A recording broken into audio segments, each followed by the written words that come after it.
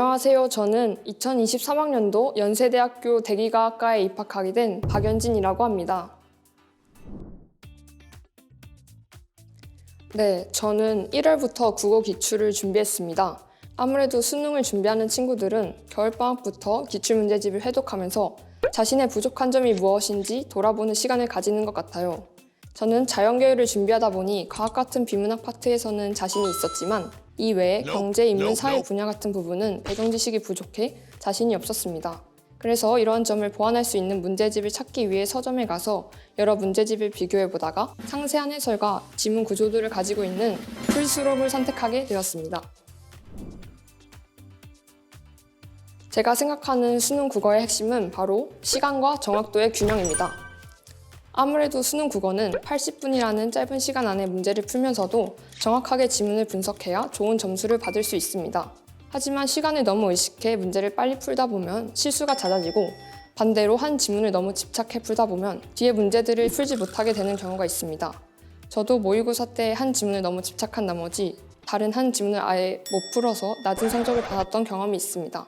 그 균형을 맞추기 위해 저는 저의 부족한 부분이 무엇인지 또 시간이 낭비가 되는 부분이 무엇인지를 분석하여 저의 학습 방법을 계획하였습니다. 이러한 점에서 풀수록은 굉장히 좋은 교재라고 할 수 있습니다. 1차별 학습 계획으로 하루의 공부의 양과 방향을 정해주고 평가원의 출제 의도를 알려주어 기출을 해독할 때 많은 도움을 받았습니다.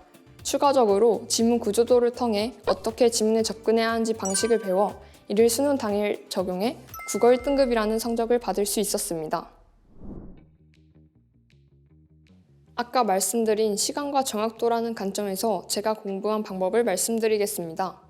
우선 풀수록은 첫 페이지부터 어떻게 공부해야 할지를 알려주는 1차별 학습 계획이 있습니다. 아무래도 독학을 하는 경우에는 워낙 지문과 문제의 양이 많다 보니 어떤 순서로 또 어떤 양을 공부해야 할지 감을 못 잡는데요. 1차별 학습 계획에 나와 있는 양을 따라가다 보면 꾸준히 체계적으로 공부할 수 있었습니다. 저 같은 경우는 하루에 1시간씩, 일주일에 5일차씩 문제를 풀었습니다. 두 번째 활용법은 다양한 문제 풀기인데 이게 왜 중요하냐면 자신의 강점과 약점을 파악할 수 있기 때문입니다. 저는 풀수록에 수록된 338문제를 풀며 제가 과학 지문에 더 능하고 경제 지문에 더 약하다는 것을 알게 되어 이에 맞게 공부 시간을 배분해 효율적으로 활용할 수 있었습니다. 마지막으로 해설지가 아주 크고 풍부하다는 점인데요. 다른 문제집들 같은 경우에는 해설지를 봤을 때 간단하게 끝나는 경우가 많았거든요. 하지만 풀수록 같은 경우에는 지문 구조도부터 철저하게 출제자의 관점에서 해설을 해주기 때문에 내가 그린 구조도와 비교해보며 무엇을 놓쳤는지 확인할 수 있었고 출제자와 의사소통하는 것처럼 저의 단점을 보완할 수 있었습니다. 제가 지금부터 풀수록을 통해 어떻게 기출을 정복했는지 보여드리겠습니다.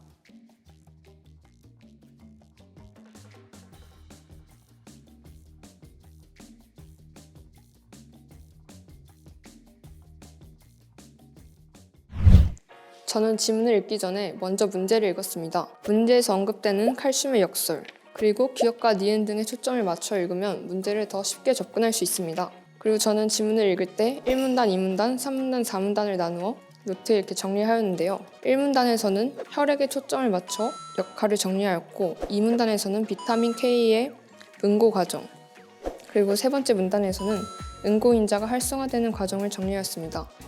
네 번째 과정에서는 비타민 K를 K1과 K2로 나누어 역할을 정리할 수 있었습니다.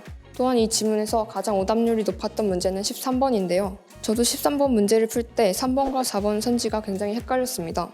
일단 3번이 정답인 이유는 트롬빈이 피브리노겐을 피브린으로 전환하는 것에만 역할을 하기 때문에 트롬빈의 작용을 억제한다고 해서 혈액 응고 인자와 칼슘 이온의 결합을 억제하겠군이라고 생각하는 것은 옳지 않습니다. 하지만 4번에서 가와 다는 모두 피브리노겐이 전환되는 것을 억제하겠군이라는 선지는 풀수록의 해설지에서도 매력적인 오답이라고 선정하였습니다. 이 매력적인 오답 내용이 정리된 표를 보면 비타민 K의 작용을 방해함으로써 프로트롬빈이 활성화되어 트롬빈으로 전환되는 것을 방해하기 때문에 다와 마찬가지로 트롬빈의 작용을 억제하였을 때와 같이 피브리노겐이 전환되는 것을 억제한다는 것을 알 수 있습니다. 이렇게 두 가지 선지 중 헷갈렸던 분이라면 풀수록 해설지의 매력적인 오답을 참고해 수능 당일에서는 절대 헷갈리지 않고 정답을 맞추시길 바랍니다.